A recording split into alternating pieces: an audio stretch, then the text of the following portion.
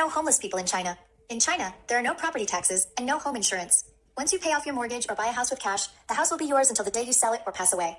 After you die, according to the law, your family will inherit it without having to pay inheritance taxes. So, in China, over 99.99% of families own their own homes. They don't need to worry that the government will take their homes away just because they are unable to pay property taxes, nor do they need to worry that their children can't inherit the house due to not having enough money to pay inheritance taxes. For poor and disabled people who don't have the ability to earn enough money to make a living, the Chinese government will assist them to ensure that they have a place to live and a basic income to cover their expenses for fresh vegetables and meat for meals.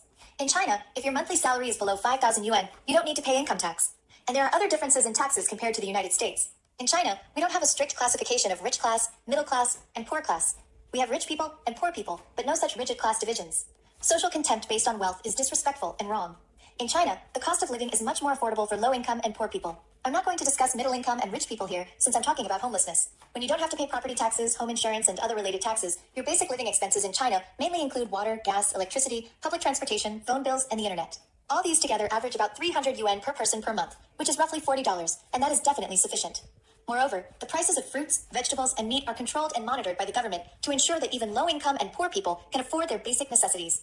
This may be difficult for people living in a capitalist system to understand. This is socialism with Chinese characteristics. China is not perfect, but over the past 40 years, China has lifted more than 800 million people out of poverty and enabled them to live a decent and comfortable life. This is a historic achievement in human history. It has been achieved peacefully without invading any other countries, unlike what some colonizing imperialist countries have done in the past. Therefore, the Chinese government is approved of and supported by over 95% of the Chinese people.